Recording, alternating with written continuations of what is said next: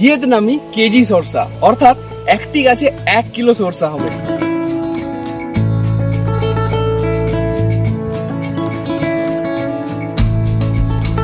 গাছের হাইট দেখতে পাচ্ছেন, আমার হাইট দেখুন এবং গাছের হাইট দেখুন, একদম 7 ফুট ছাড়িয়েছে গাছের হাইট। কি পরিমাণে সরিষা ধরে আছে, কোন কৃষক চাষ করেছে, সমস্ত কিছু আজকের ভিডিওতে আমরা দেখাবো। যার জন্য আমরা জমিতে দেখতে পাচ্ছেন কৃষক তো রয়েইছেন। তো এদিকে আসুন, তো বলুন এই যে জাতটা, এখানে কোন জাত আপনি চাষ করেছেন? এটা ভিয়েতনাম কেজি সরষা। আচ্ছা, এটা মুর্শিদাবাদ নদিয়া ডিস্ট্রিক্ট শেখ খুরশিদ আলমের কাছে বিচার। আচ্ছা, মানে এইখানে আপনি চাষ করেছেন ভিয়েতনাম কেজি সরষা, যেটা কিন্তু নামের মধ্যেই লুকিয়ে আছে যে প্রতি গাছে 1 কিলো করে সরষা হবে, তাই তো? তো আমি দেখলাম এই যে এই গাছটা, যদি বলি এই গাছটার কথা, এই গাছটার গোড়া দেখুন এবং কি পরিমাণে ধরে আছে। এই যে সুটিগুলো এখনো তো সব ম্যাচিউরিটি হয়নি, তো এখনো ফুল আছে, যেহেতু ফুলগুলো আসতে মানে এটা আরো মানে ফলন যেটা দেখতে পাচ্ছি, বা এই সুটিগুলো এগুলো তো এখনো ম্যাচিউরিটি হতে অনেক দেরি। মানে এক একটা গাছে 1 কিলো করে আশা করাই যায়। আপনি কি বুঝছেন বা আপনি এই চাষ করে কতটা খুশি, সেটা আজকের ভিডিওতে আমাদের দর্শকদেরকে জানাবেন। এই জাতটা আপনি কোন টাইমে বপন করেছিলেন? এটা আশ্বিনের প্রথম থেকে কার্তিকের 10 তারিখ পর্যন্ত। আচ্ছা, মানে আশ্বিন থেকে কার্তিক পর্যন্ত এর মধ্যেখানের সময়ে এই জাতটা চাষ করা যায়। হ্যাঁ, 2 ফুট মানে গাছের দূরত্ব 2 ফুট, আর বেড যে বেডের দূরত্ব হচ্ছে 2.5 ফুট। আচ্ছা, মানে আমাকে বেডটা করতে হচ্ছে 2.5 ফিট, আর একটা গাছ থেকে আরেকটা গাছ 2 ফিট। তো দর্শক দেখতে পাচ্ছেন যে আমরা যেটা করি সাধারণত, সরিষা কিন্তু বীজ নিই এবং বুনে মানে ছিটিয়ে দিই সম্পূর্ণ জমিতে বেশিরভাগ। সেখানে বিঘে প্রতি জমিতে মনে হয় সরিষা লাগে প্রায় 700 থেকে 800 গ্রাম। আর এই যে জাতটা আপনি বলছেন যে ছিটিয়ে দিতে বারণ করছেন, 100 গ্রাম বীজে 1 বিঘাতে বেশি হবে। 100 গ্রাম বীজে 1 বিঘার থেকে বেশি করা যাবে?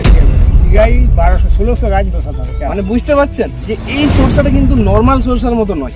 নর্মাল সরষা আমরা কি করি যে ছড়িয়ে বুনে দিই বীজটা, কিন্তু এই ক্ষেত্রে উনি বলছেন যেটা যে বীজ মানে ওই থানা করে করতে হবে, তাই তো? বেডটা করতে হবে 2.5 ফিট এবং একটা গাছ থেকে আরেকটা গাছ 2 ফুট। আচ্ছা, তো দ্বিতীয় আপনাকে প্রশ্ন করবো যে এইটা এখন এই যে ম্যাচুরিটি দেখতে পাচ্ছি গাছটা, আপনার লাগানোর পর থেকে কতদিন হয়েছে বয়স?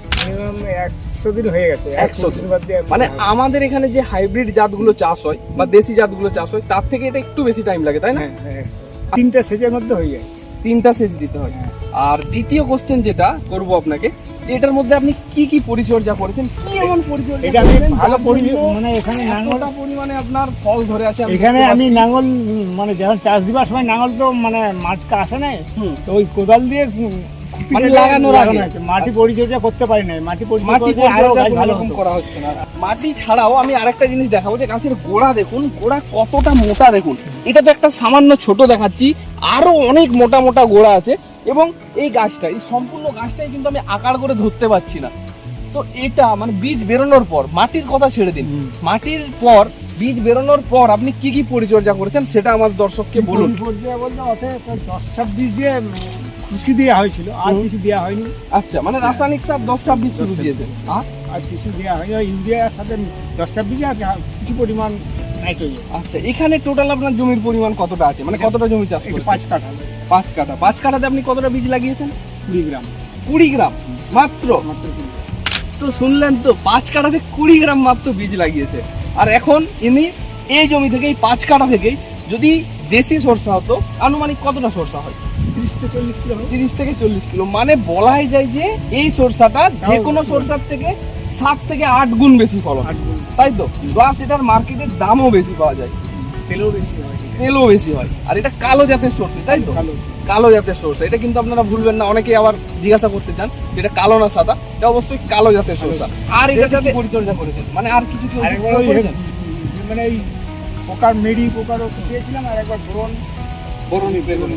আচ্ছা, তো আপনি বলুন যে এই চাষটা করে কতটা খুশি? মানে এইটা তো আমার তো মনে হয় আমাদের বাঁকুড়া মেদিনীপুরে এটা প্রথম চাষ হলো। এই প্রথম, এটা গত মনে করছি আগামী বছর আরো বেশি করি না। আচ্ছা আচ্ছা, মানে সাধারণত যেটা হয় যে সরষার চাষ হয় সেগুলো কাস্তে দিয়ে কাটতে হয়, এটা তো মনে হয় কাস্তেতে তো কাটাই যাবে না। এটার জন্য কাটারি, বড় মাপের কাটারি আনতে হবে, তাই না? গাছের গোড়া দেখেই তো বোঝা যাচ্ছে। তো দেখতে পাচ্ছেন ইনি কিন্তু খুব খুশি এবং একটা ইউনিক ধরনের চাষ করেছে, যেটা নর্মাল সরষার থেকে 8 থেকে 10 গুণ বেশি ফলন। বিঘায় 6 কুইন্টাল মিনিমাম যদি আপনি যেভাবে চাষ করেন কুইন্টাল কিন্তু ফল হওয়ার সম্ভাবনা রয়েছে। ভালো পরিচর্যা করলে ফলন আরো বৃদ্ধি পাবে, তাই না? তখন তো বেশি হবে। 6 কুইন্টাল তো বেশি হবে। তো আমি আরেকটা জিনিস দেখাচ্ছি যে পাতাটা দেখুন, যে সরষার একটা পাতা দেখুন জাস্ট কত বড়। এটা একটা গোড়ার পাতা, পাতাটা দেখলে আপনারা বুঝতে পারবেন যে সরষাটার কোয়ালিটি কেমন হবে। বা গাছের কাছে তো আমাদেরকে একদম বাচ্চা লাগছে।